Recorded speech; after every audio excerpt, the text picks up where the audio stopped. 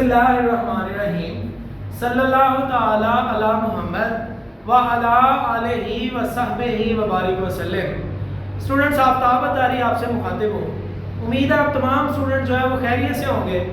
جناب، ہم لوگوں نے انکم ٹیکس کے نومیریکل کے لیے جو ہے وہ کچھ کام کرنا سٹارٹ کیا ہوا ہے، اور اس سے پہلے میں یہ والا کام آپ کو کرواؤں، میں آپ کو بتاتا چلوں کہ ہم لوگ انکم ٹیکس کا نومیریکل وہ والا ڈسکس کر رہے ہیں جو آپ کے پیپر میں 2023 کے اینول پیپر میں جو ہے وہ آنا ہے، اور یہ رولز اسی کے لیے اپلائی جو ہے وہ ہوں گے۔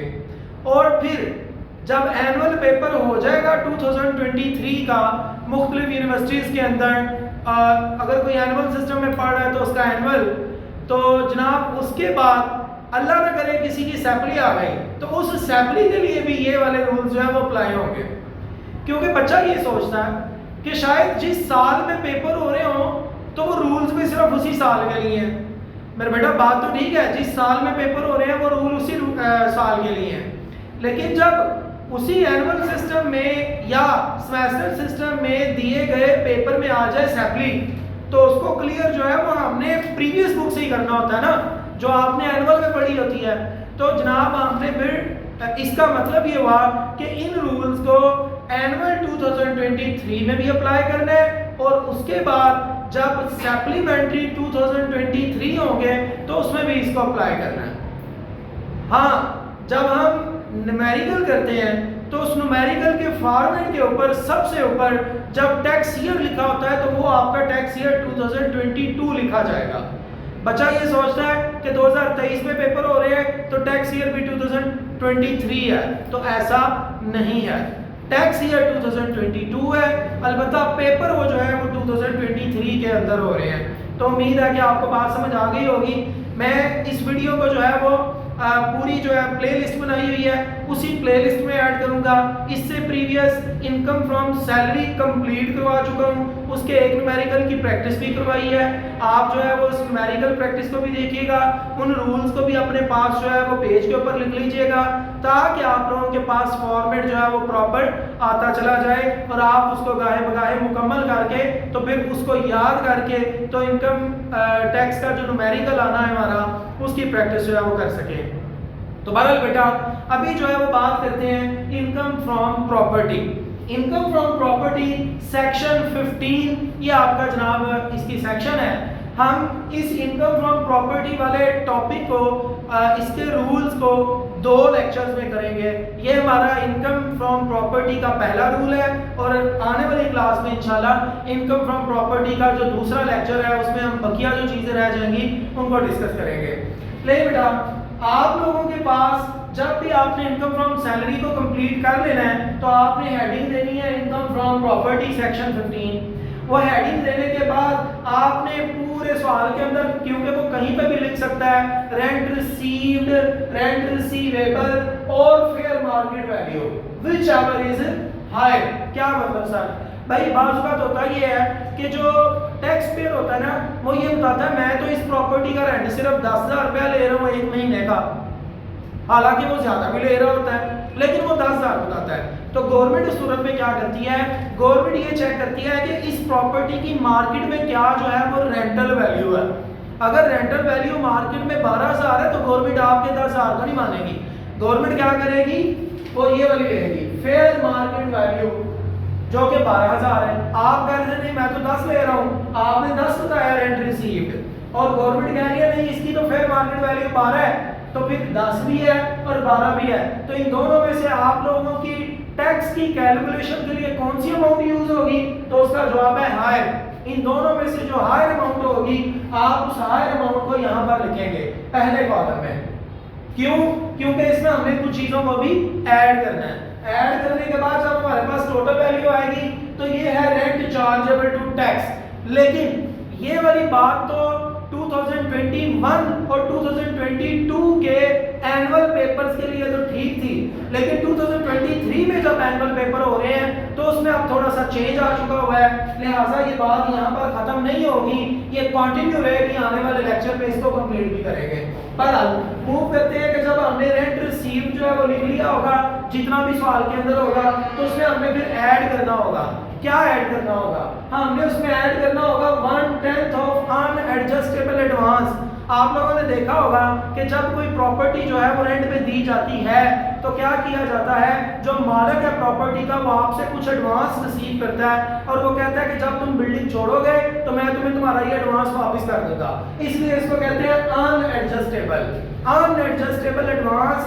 جب آپ لوگوں نے ریسیو کیا ہوگا کسی بندے سے تو اس ایڈوانس کا 1/10 جو ہے وہ لے کے تو آپ نے اپنی انکم کا حصہ بنانا ہے، اور تو کیا آپ نے واپس کرنا ہے، لیکن آپ اس ان ایڈجسٹیبل ایڈوانس کی اماؤنٹ کو ہی جائے گا رہے ہوں گے، تو گورنمنٹ کہتی ہے تم جو ہے نا ایسا کر لو 1/10 اس کا لے لو۔ مطلب اگر آپ نے جو ہے وہ ٹوٹل 1 لاکھ روپے ایڈوانس میں لیا ہوگا تو ہر سال آپ جو ہے وہ 1 لاکھ کا کتنے پرسنٹ؟ 10%۔ 1/10 کا مطلب 10% ہی بنتا ہے، تو 10,000 روپیہ آپ اپنے رینٹ ریسیو کے اندر ایڈ کرتے چلے جائیں گے۔ اس کے بعد ٹوکن منی ایز فارفیٹی ڈپازٹ۔ آپ نے دیکھا ہوگا کہ بعض اوقات ہم نے جب کوئی پراپرٹی رینٹ پہ لینی ہو تو ہم کچھ جو ہے وہ ٹوکن کے طور پہ دیتے ہیں۔ ٹوکن منی کے طور پہ جب ہم دیتے ہیں تو جناب وہ والی جو ٹوکن منی ہے جس کو ہم ایڈوانس بیانہ کہہ سکتے ہیں، وہ بیانہ جو ہے وہ جناب علی ہم نے وہ بھی یہاں پر ٹوٹل ایڈ کرنا ہوگا اس کے رینٹ ریسیو کی ویلیو میں۔ اس کے بعد any burden of honor اور landlord paid by tenant۔ Tenant کہتے ہیں کرایہ دار کو۔ دیکھیں جی اگر آپ کا کرایہ دار ہے وہ آپ کے حصے کا کوئی خرچہ کرے، مثال کے طور پہ پراپرٹی آپ کی ہے اور وہ پراپرٹی کا جو ٹیکس ہے وہ تو آپ نے ادا کرنا تھا، لیکن وہ اگر ادا کرتے آپ کا ٹیننٹ کرایہ دار تو وہ تو آپ کی بچت ہوگی نا، پراپرٹی آپ کی تھی، پراپرٹی ٹیکس آپ نے پے کرنا تھا، لیکن وہ پے کر رہے آپ کا کرایہ دار تو وہ پیسے آپ کے بچ گئے، تو وہ جو کسی قسم کا کوئی خرچہ جو آپ کے ذمہ تھا لیکن وہ آپ کا کرایہ دار جو ہے وہ ادا کر دے تو آپ نے جناب اس اماؤنٹ کو بھی جو ہے وہ ایڈ کرنا ہے اپنے رینٹ ریسیو کے اندر۔ اس کے بعد irrecoverable rent receive۔ آپ کا کسی نے کوئی پیسے مار لیے تھے، وہ کہتا کوئی نہیں میرے پاس رینٹ نوٹ، وہ آپ کے مر گئے تھے پیسے رینٹ کی مد میں، لیکن اس کے دل میں اللہ نے خوف ڈالا، اس نے آپ کو وہ رینٹ جو ہے وہ دے دیا جو آپ کو ریسیو نہیں تھا ہو رہا، وہ آپ کا ریسیو ہو گیا ہے تو اس کو بھی آپ اپنی انکم کا حصہ بنائیں گے، پراپرٹی انکم کا۔ اس کے بعد جناب ہم اس میں جو ہے وہ non payment of expenses previously not allowed as deduction۔ previously allowed as deduction۔